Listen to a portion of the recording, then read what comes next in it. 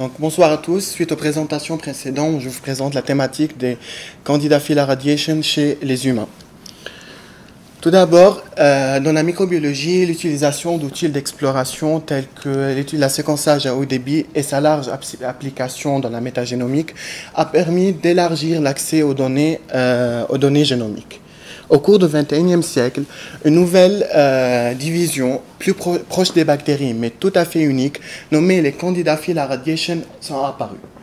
Les CPR présentent des génomes très réduits. Ils sont morphologiquement petits et présentent aussi un mode de vie unique et particulier. Ce mode de vie est caractérisé par un attachement physique obligatoire au niveau d'un hôte bactérien. Il s'agit donc d'une association exosymbiotique et ou parasitaire.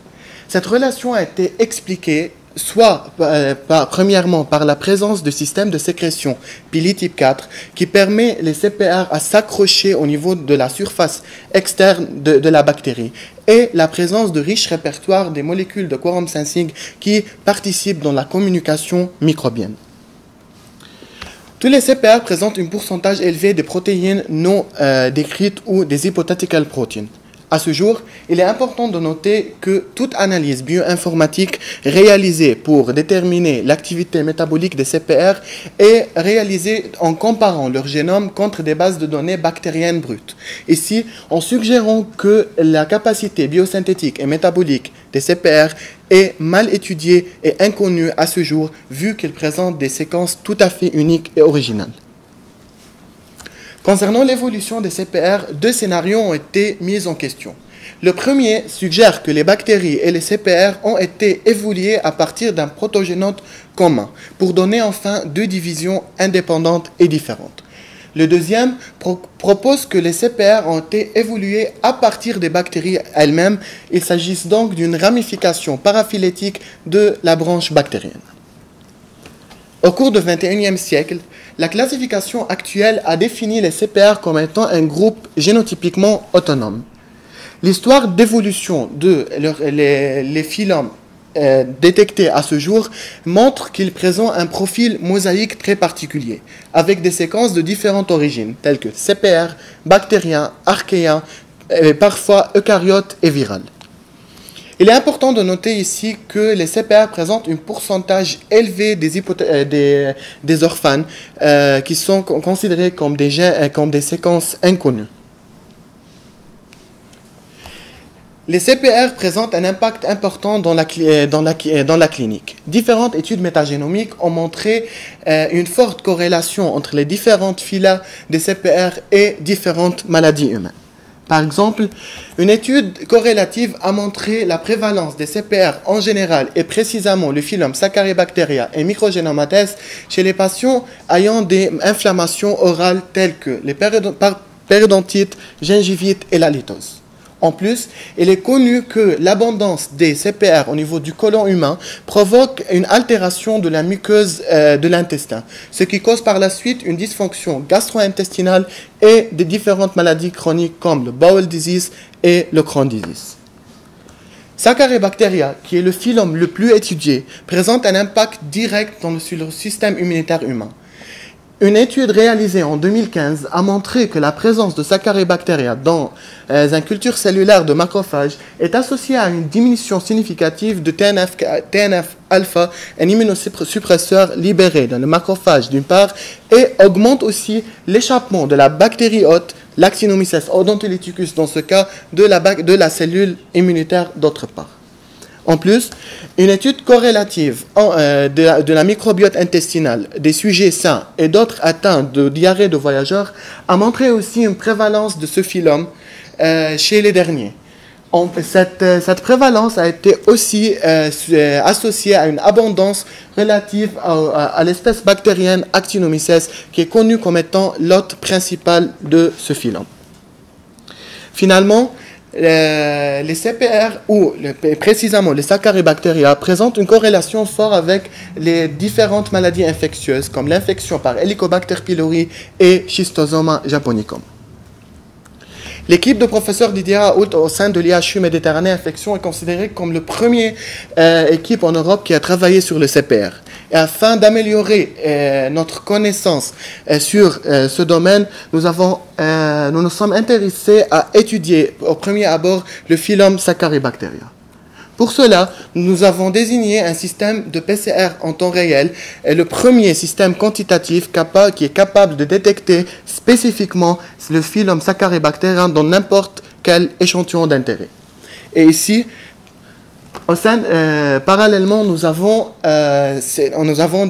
designé aussi 11 épitopes spécifiques pour toutes les espèces Saccharibacteria isolées à partir des échantillons humains. Ces 11 épitopes ont été répartis sur 3 protéines transmembranaires. Ce travail a été fait dans le but de synthétiser dans le futur des anticorps qui ciblent ces épitopes, qui sont capables par la suite à détecter les CPR, les trier par cytométrie en flux et essayer à les cultiver dans un milieu axénique. Les CPR sont abondants dans le microbiome humain, citant par exemple le microbiote oral, digestif, vaginal, respiratoire, etc. Et dans le contexte d'améliorer notre connaissance, nous avons screené au premier abord le système de quantification par PCR plus que 8900 échantillons cliniques. Tout échantillon positif a été par la suite vérifié par microscopie électronique et par séquençage. Grâce à ce travail, nous avons rapporté pour la première fois la présence des CPR dans des échantillons humains d'une part, et nous avons séquencé les premiers 2 espèces Saccharibacteria isolées à partir des échantillons fécaux humains nommés par la suite Minimicrobia massiensis et Minimicrobia timonensis. Par la suite, nous nous sommes aussi intéressés à co-cultiver les Saccharibacteria avec des hôtes bactériens d'intérêt. Suite à différentes recherches bibliographiques et après plusieurs essais pratiques, nous avons mis en point un protocole spécifique capable de co-cultiver des Saccharibacteria purifiés avec des hôtes bactériens d'intérêt. Ici, c'était l'espèce bactérienne Chalia odontilytica. Ce protocole a été suivi par quantification par PCR en temps réel, qui a montré une diminution significative de CT au bout de 2 jours après la co-culture. Ces résultats ont été par la suite aussi confirmés par microscopie électronique, qui a montré clairement au premier abord le détachement des CPR de leur hôte bactérien initial et l'attachement par la suite avec la bactérie Chalia odontilytica. À ce jour, nous avons séquencé au sein de l'UHU 5 nouvelles espèces CPR, dont 2 à partir des échantillons de sel, 3 à partir de la cavité orale. Parmi ces 3, il y a 2 génomes qui sont complets. Comme j'ai déjà présenté, les CPR sont abondants dans le microbiome humain en général. Ils sont aussi abondants dans l'environnement, ce qui pose la question sur les résistances et leur persistance dans cet état de guerre continue contre tous les microbes qui partagent avec eux la même niche écologique.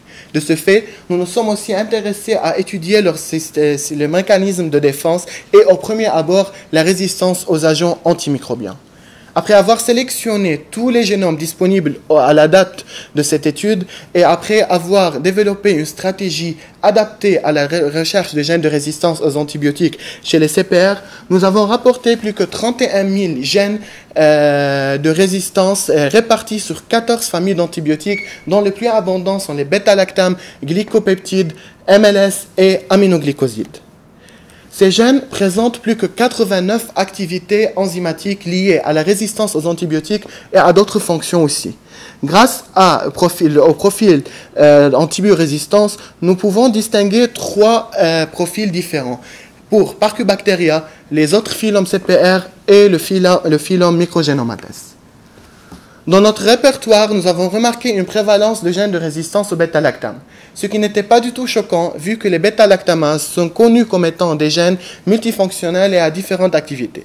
Pour plus de précision, nous avons sélectionné uniquement les séquences qui présentent tous les motifs nécessaires pour conférer cette résistance in vitro. Parmi les séquences obtenues, nous avons choisi 5 enzymes par hasard afin de les exprimer dans des plasmides et vérifier leur capacité résistante in vitro. Comme résultat, nous avons obtenu pour certains enzymes des activités pénicillinases, ampicillinase et amoxicillinase. En plus, nous avons aussi obtenu une activité arénase pour la plupart des enzymes testées. Ici, il est important de noter que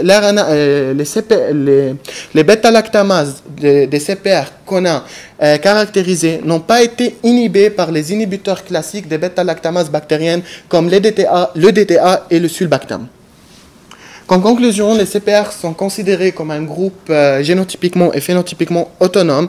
Plusieurs études ont toujours besoin pour mieux caractériser ces micro-organismes et mieux comprendre leur physiologie et leur physiopathologie, surtout en ce qui concerne les maladies humaines. Voici la liste de publications qui résume tous les travaux des CPR à ce jour, de travaux sur les CPR à ce jour au sein de l'IHU, et merci pour votre attention.